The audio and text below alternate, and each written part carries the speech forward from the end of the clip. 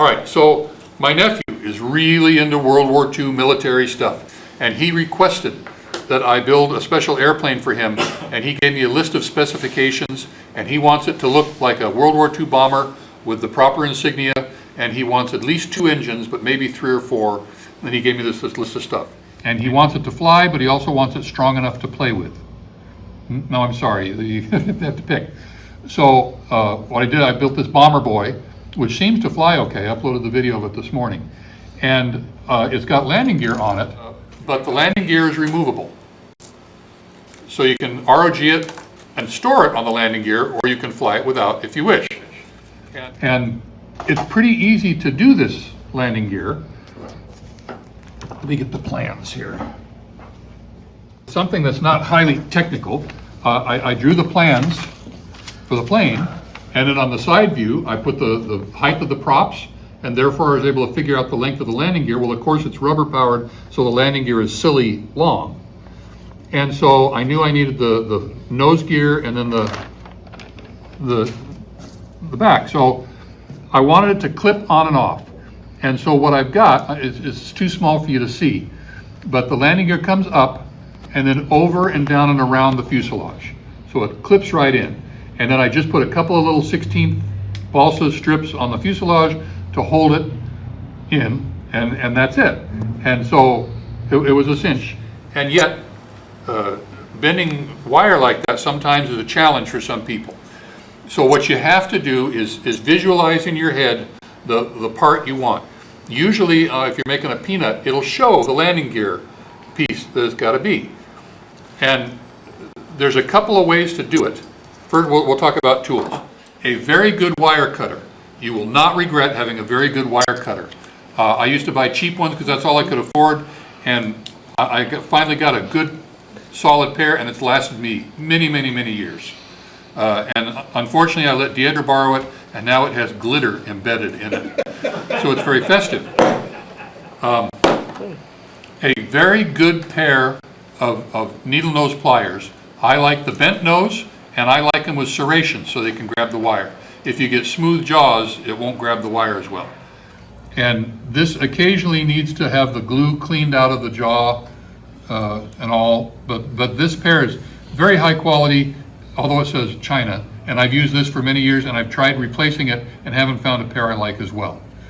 And then the critical part is this is a jeweler's plier, and it's got a conical side on it, and then this side is a curve side that mates up to the cone.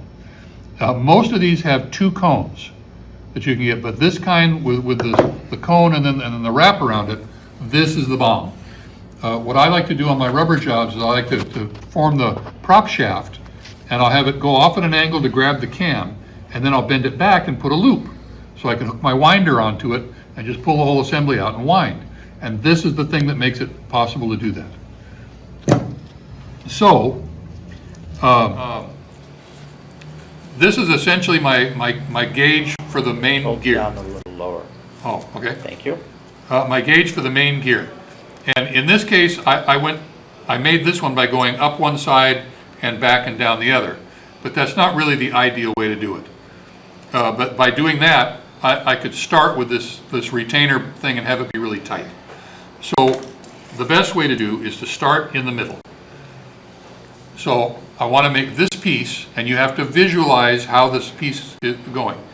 My triumph of the ages was the Dumas Eindecker kit, which I sat and looked at and figured out that you can make that whole landing gear assembly off of one piece of wire, up, back, down, and around, and only have one soldered joint, if you do it right. But you have to be able to visualize that blueprint in your mind. So, the center of this is the part of the clip that goes onto the fuselage. So, since I'm starting in the middle, I've got extra wire on either side, I'm going to waste a little bit of wire. I start by making a nice square rectangular joint like that, and then you can adjust it back out and make it good. And that joint is going to slip onto the fuselage there. And it's just the right size to hold on to it. So what I did was I I bent it at the point on this where it's the same width as the fuselage. So it'll clip on there, okay? So this is going to go like that, clipped up onto the fuselage. But now we've got to bring it back down to where it's landing gear. So I want these things to go down and then out. So I take my magic half round thing and I bend that around. And you can't see it because it's so darn small. And I'm going to do that twice. And when you do this, you will sooner or later goof up and bend it the wrong way or something, and you have to throw that piece of wire away. What I do is I clip off the bad part and put it in my spare wire container and pretend I never made the mistake. No one's going to come looking. Okay, so now I've got this thing bent in a way that it's going to slip onto that fuselage just right, and it doesn't have to hold really good because it's mainly going to be sitting to display the thing. And when you fly it, I'm going to pull this out and put it in my pocket and fly it with the gear retracted. Okay, so now I take my little card and I hold that like that, and now I've got to bend these pieces down to this corner. And I'm going to bend it with force much greater than it's ever going to experience in flight or landing. However I bend it, it'll stay.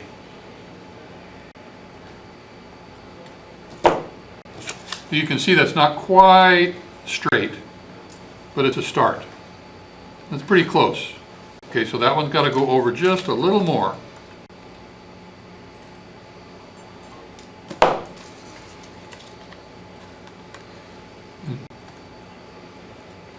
Okay, they're just about right there for that. And now, when I bend for the wheel, I bend it straight down and then over.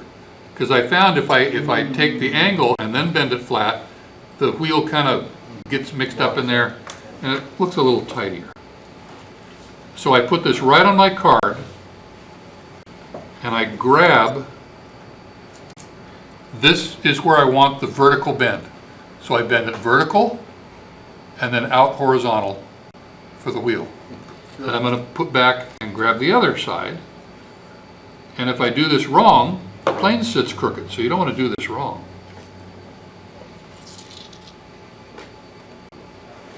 And this is all on a plane, so you have to make all your bends on that plane in 2 dimensions.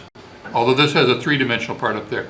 So now in 2 dimensions I bend vertical down and horizontal out. And now you see they're crazy, they're not straight. So I grab this part and you can bend them like that and get them straight, because again, the force I have with my fingers is far greater than this is ever going to experience sitting with that little light airplane or crashing into the floor or something. And we're almost there. Almost. We're just fine-tuning a little bit. Okay, now you see how these are pretty straight across there, and they're pretty flat across there, so we're about ready.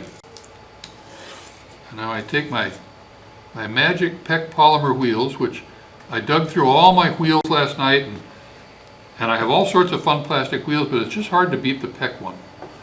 And this is where the narrow pliers really comes into play. I'm grabbing the axle right next to it, and all I do is bend it up vertical. And then I nip it off 1/16 of an inch, and that's going to retain the wheel just perfectly. And we'll do the other one.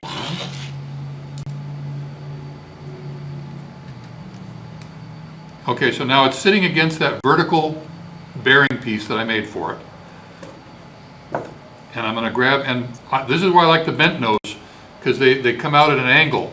So if you're doing this on the plane or something, your hand isn't in the way.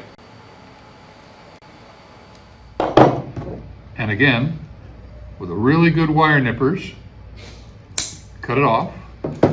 So I've got 2 pieces of wire, but they won't go to waste because they'll be prop shafts or tail hooks or something like that. Can you do a quick demo of a prop shaft with the loop and hook? Sure I can. I don't think I brought a prop. Yes, I did bring a prop with me. So now,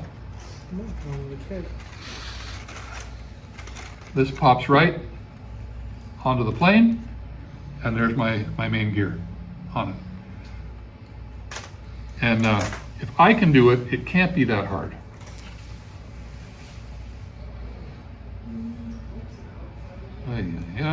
There we go. And you can see the only thing keeping it aligned is 2 little pieces of wood, which I didn't paper so you could see them.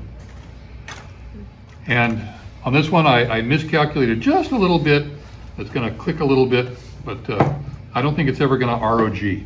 Now, let me grab a prop, and I will do, can I pass you for Sean? Yeah, you can. Anyway, I bought 2 so I could have a backup, and my dad wanted 2, so we ended up with 4 of these things, and he passed away, and now I have 4 of them.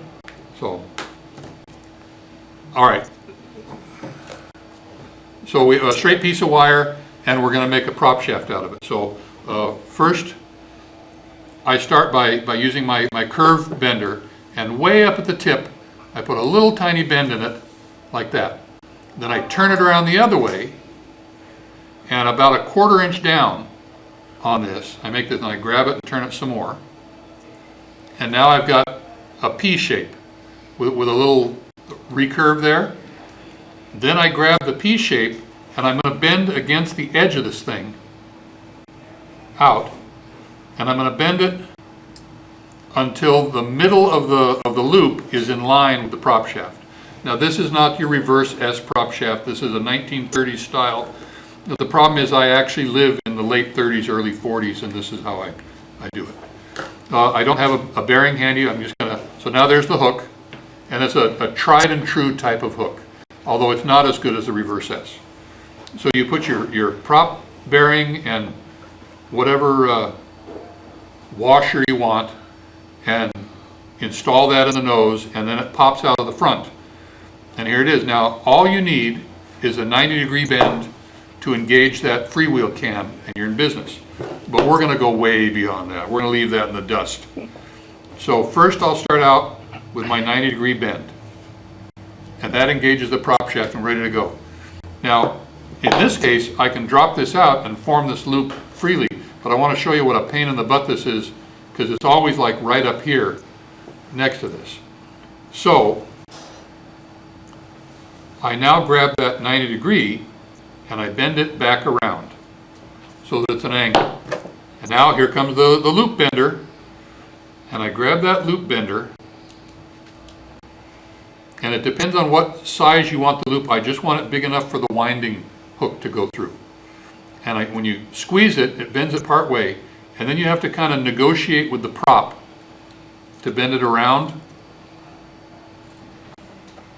And there it is.